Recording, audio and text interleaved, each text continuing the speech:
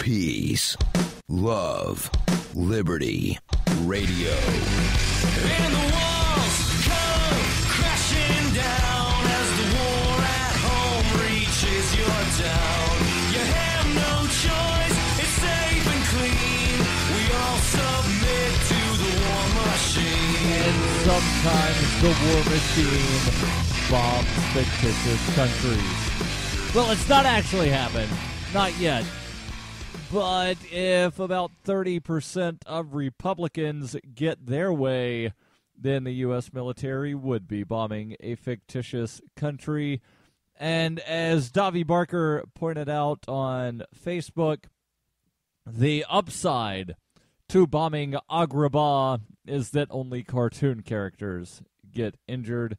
And that is the country, Agrabah. You've heard of Agrabah, right? Just think for half a second. I'll give you some hints where you've heard of Agrabah. Robin Williams, Genie, Lamp, smoking hot girl with the frilly little see-through pants, guy with the monkey. Yes, that's right. The movie Aladdin. Agrabah is the setting for the fictitious story of Aladdin. The Disney movie Aladdin takes place in Agrabah. Public policy polling last week did a survey, as they do on regular occasions, and, well, they decided to have a little fun with the people that they were polling, and they asked this question of both Republicans and Democrats. 30% of Republicans support bombing Agrabah. Only 13% said that they were opposed to bombing the fictitious country. 57% said, I'm not sure. On the Democratic Party side, where they did ask the same question, 19% of Democrats, or rather people who said that they would be voting in the Democratic presidential primary, 19% support bombing the land of Aladdin, 36% oppose, and 45% aren't sure. Now, things get a little scarier when you go back to the Republican side, where they asked the question if, let me actually read the question to you instead of giving you the plain English version, although the question is somewhat in plain English. Looking back, they ask, do you support or oppose the policy of Japanese internment during World War II? And the reason this question is being asked is because Donald Trump has said, well, we need to ban Muslims from coming into the country and this, that, the other thing. It's only going to be temporary. And then one of his staffers or aides or something wound up going on like CNN, and they were defending his position, and they said, well, internment of Japanese Americans was only temporary, and they were defending it. They were defending the internment of Japanese Americans and pointing to that basically as precedent to do horrible things to people that, well, we don't like them and we think they might be bad, so therefore we can do whatever. So it's sort of been coming up, even though in, I believe it was 1988, the U.S. Congress officially apologized to Japanese Americans that were interned and the descendants of those who were interned. But yet now the Republicans are looking back at this horrible policy of FDR with great pride and saying, look at how wonderful that was. Well, the question, again, looking back. So this is saying, in hindsight, do you support or oppose? Would you have, with the knowledge that you have now, would you have supported or opposed the policy of placing Japanese Americans in internment camps during World War II? 28% of Republicans support the internment of Japanese Americans during World War II. 49% oppose. So there is a little bit of hope there, but not a lot. And I'll post the full results of these surveys over on the show notes. In the show notes, you can read the 102-page report and questions and answers if you want to. But some of these results are kind of scary, such as the 26% of Republicans that believe it should be illegal to practice Islam in the United States, the 46% of Republicans that support a national database on all Muslims in the United States. That is some scary, scary stuff, because it's like the saying goes, first they came for the Jews, and I did not speak up because I was not a Jew. And then they came for the Catholics, and I did not speak up because I was not a Catholic. And then they came for me, and there was no one left to speak up. And that's basically what's happening. So, Donald Trump and a bunch of the other Republicans, they're talking about wanting to go after the Mexicans and the Muslims. And who knows? Next, it could be you. Next, it could be the journalist. Next, it could be, well, they're already going after the whistleblowers, but next it could be the journalists that help the whistleblowers, and to some extent they're going after them. They're going after the lawyers of the whistleblowers. Jocelyn Radak, a couple of years ago, talked about being stopped by TSA in the U.S. She was stopped by the equivalent in the UK because of her connections to Edward Snowden, Julian Assange, and Private Manning. By the way, Private Manning, happy birthday. I am fairly certain you're not able to listen to the podcast, but nonetheless, happy birthday. Private Manning's birthday was December 17th. And I actually have the mailing address for Private Manning and Ross Ulbricht and Julian Assange, and I've sent them greeting cards for the holidays, and I'll post those addresses, or I'll post the link to those addresses in the show notes. And if you've got a spare Christmas card lying around and you want to send some greetings either to a whistleblower or someone who tried to make the black market safer, then please do that. And, it is the holiday time. And because Friday is Christmas Day, I'm not sure if I'm actually going to do a show on Friday. I don't really have anything going on Friday, so, I should be able to do the show. And I probably will. I'm just not entirely positive if I'm going to do it. But again, I probably will, just because, I like being in the pattern of, this is my schedule and this is what I do, and I do the things that I do. There's still going to be the 5-minute newscast, even if there's not a Peace, Love, Liberty Radio, but my schedule is going to allow it to happen, so yeah, I should do it.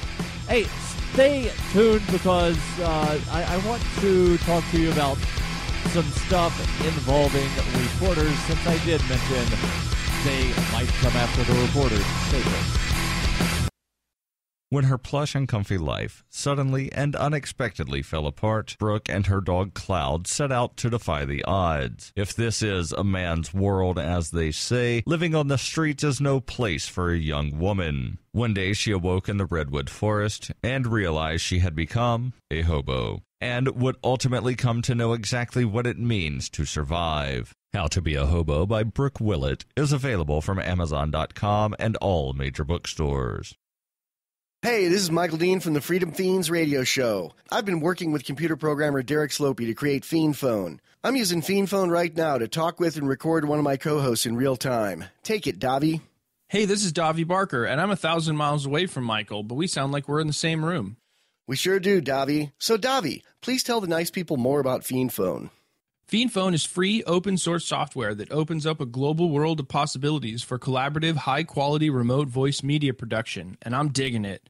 People can try the Windows beta version of FiendPhone right now at fiendphone.com. But we're also raising money to vastly improve FiendPhone and vastly improve independent talk media worldwide. So go to fiendphone.com to help out. Who will build the audio roads? We will, with your help. That's fiendphone.com. FEENPHONE.com. Foxtrot, Echo, Echo, November, phone.com. FiendPhone. I never knew remote audio could be this good. You're listening to Peace, Love, Liberty Radio with Darryl W. Perry.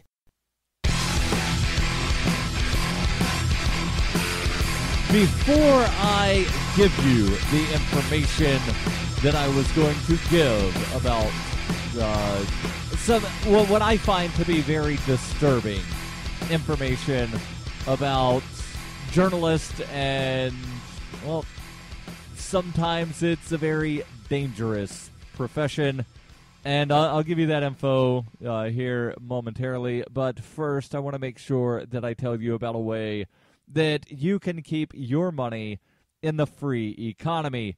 That is, if you use free market money. You do use Bitcoin, right?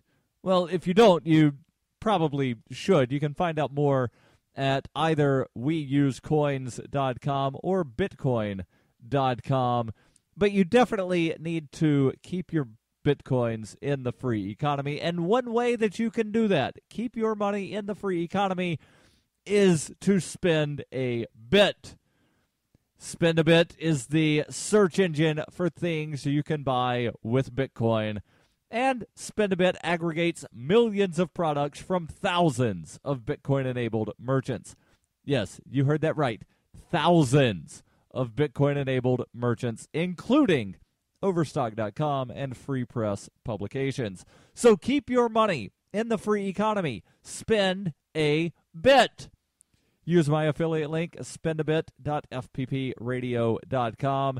And if you're a Bitcoin-accepting merchant, contact and ask about their merchant suite to reach even more customers. Spendabit.fppradio.com. That's spendabit.fppradio.com. So the Reporters Without Borders, it's one of the few entities that I donate money to on a semi-regular basis.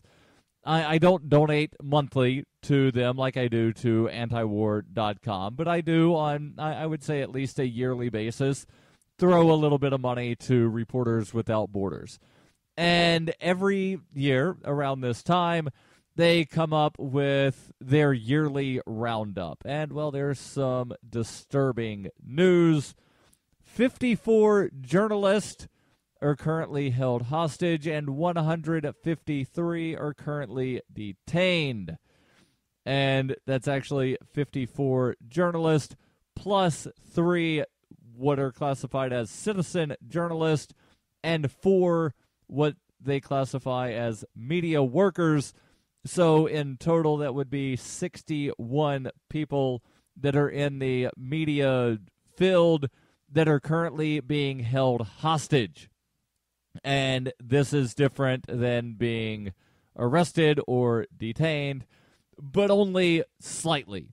The ultimate effects of being held hostage and being arrested or detained is a level of legitimacy. And I'll explain as I go through the info here. They write 54 journalists are currently held hostage worldwide, compared with 40 this time last year. This is a 35% increase. To this appalling figure should be added the 3 citizen journalists and 4 media workers who are also currently held by non-state groups.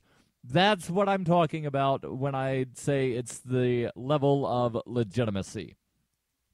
And some of these groups are attempting to be states.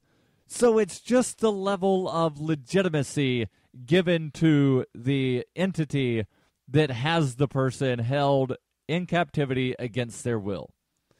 They write, it's no surprise that Syria tops the list of countries with hostages.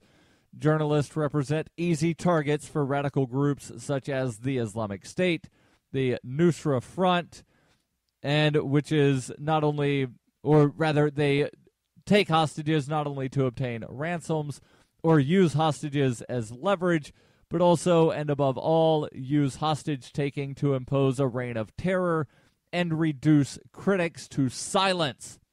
As a result, entire regions of the country have become news and information black holes. Abducting journalists has become common occurrences in Yemen ever since the Houthi militiamen seized control of the capital city of Sana'a in September of last year. And in Yemen, let me just talk about Yemen here for a moment. The Houthis are one of two groups that are basically claiming to be the official government. There's the Yemeni government in exile that has the backing of Saudi Arabia. And then there's the Houthis that don't really have a lot of backing of any state actors, if you will. But the Houthis, for all intents and purposes, control the Yemeni capital and in a lot of ways are acting as the government of Yemen, but because there is no official recognition of, yes, that's the actual Yemeni government, then they're viewed as a non-state group. So therefore, when they take someone and hold them in captivity, it's a hostage, whereas if, say, the recognized government of Yemen held someone in captivity, that would be an arrest or a detention.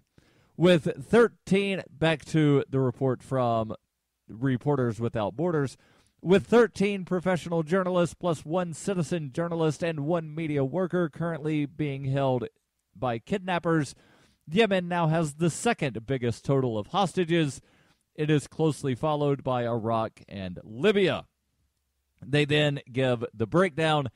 18 media professionals currently being held hostage by the Islamic State, 9 by the Houthis, 4 by al-Nusra, 3 by al-Qaeda, 1 by the Free Syrian Army, and 19 being held by unknown groups. And these are all concentrated in Syria, Yemen, Iraq, and Libya. Now to the abduction of journalists. There have been 79 professional journalists abducted in 2015. 70% of those in conflict zones, 30% not in conflict zones. And they report the number of journalists kidnapped for more than 24 hours and subsequently freed, killed, or remaining hostages fell in 2015. Part of the reason is Ukraine, which saw the biggest number of journalist abductions in 2014 and none in 2015. This was because, although the Donbas separatists still act in a completely arbitrary manner in the areas they control, the front line has frozen, the fighting has let up, and there are fewer international reporters in Ukraine. Reporters Without Borders also monitors abductions in every other continent, including Africa, where apparently abductions happen in Nigeria, Asia, primarily in Pakistan, and in Central America, primarily in Mexico. And then they go on to highlight some of the people that have been taken hostage and who currently remain hostages. On page 10 of the report here from Reporters Without Borders, and the link to the 14-page PDF will be in the show notes so you can read the full thing. On page 10, they mention there are 153 journalists currently in detention, plus 161 citizen journalists and 14 media workers. I'll give you more info on that in just a moment. Stay tuned to Peace, Love, Liberty Radio, online at fppradio.com.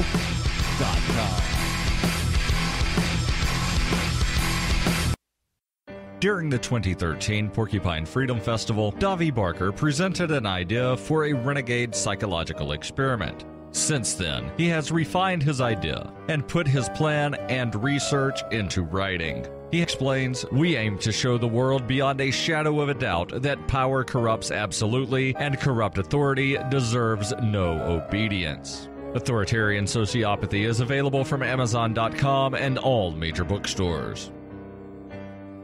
Are you tired of governments murdering people around the world? Stop using their money. There is an alternative. Bitcoin is a stateless, free market, non-political currency. Bitcoin cannot be inflated or controlled by any government. By using their money, you are helping the state. Stop doing it. You have an incredible alternative available now. Learn it, use it, spread it. Get started with Bitcoin at weusecoins.com. That's weusecoins.com.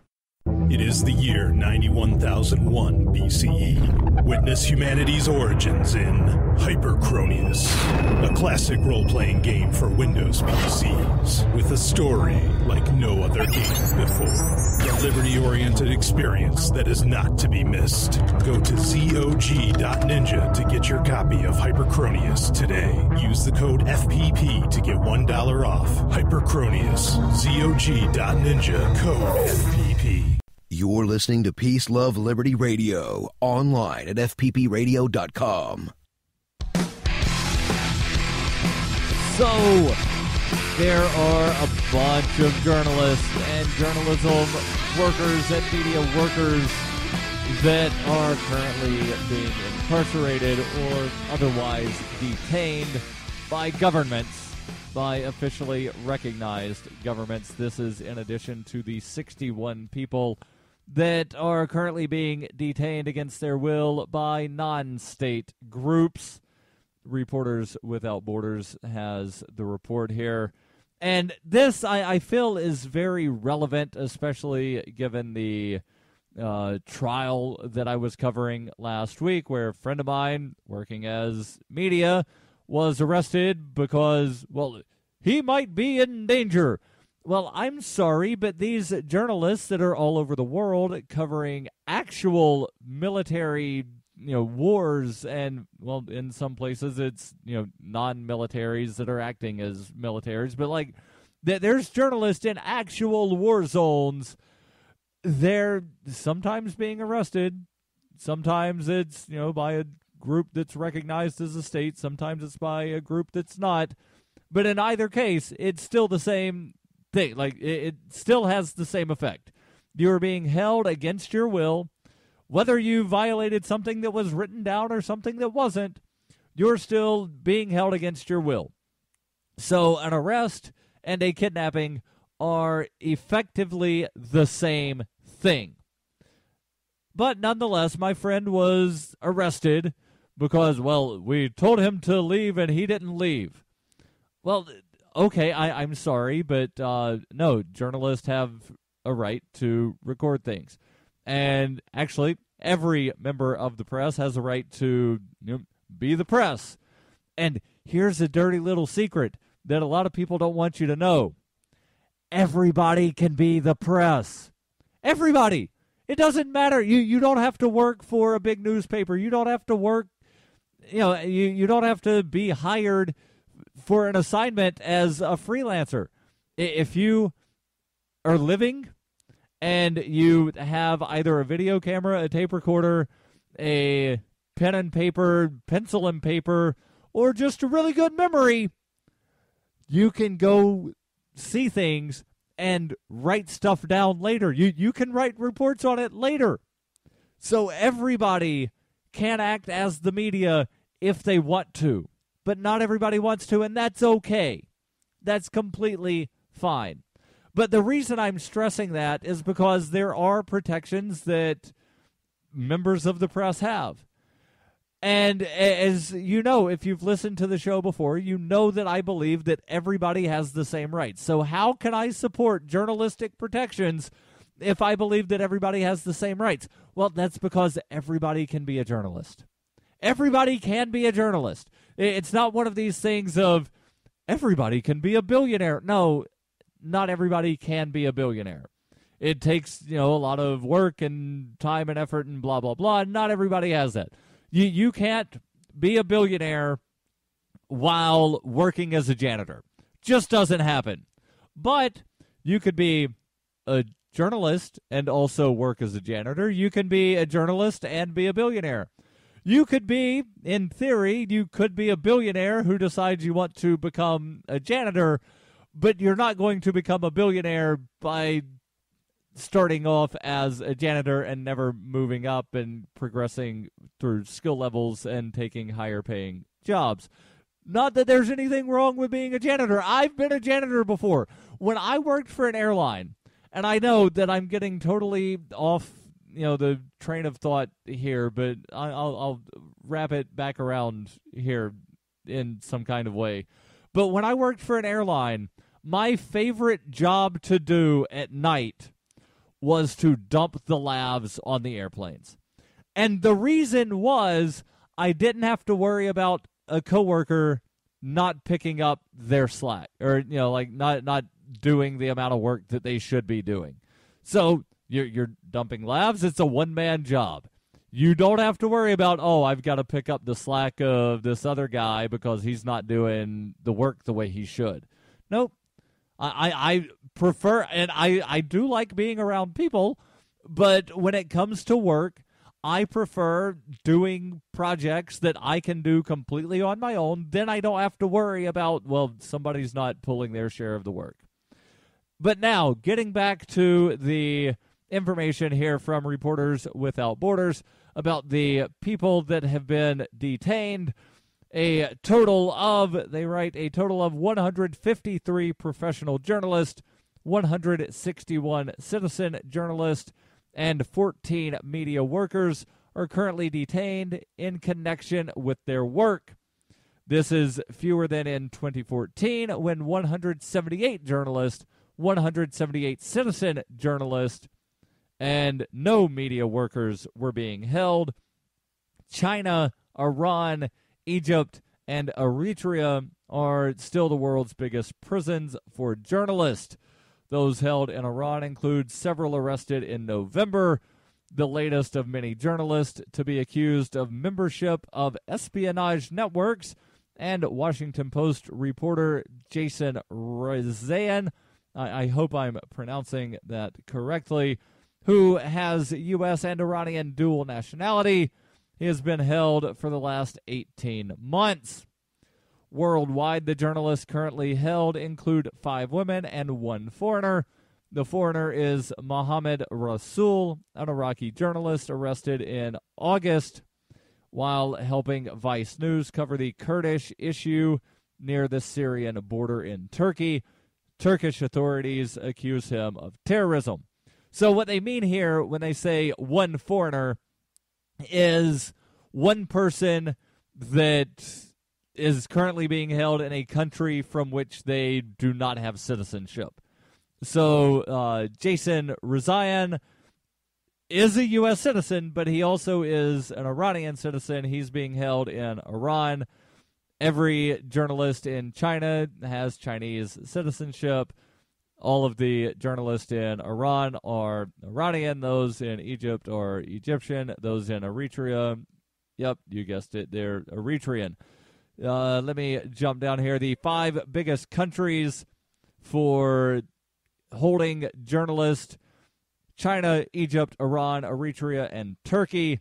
66 journalists are held throughout the world. 23 in China, 22 in Egypt, 18 in Iran, 15 in Eritrea, and 9 in Turkey.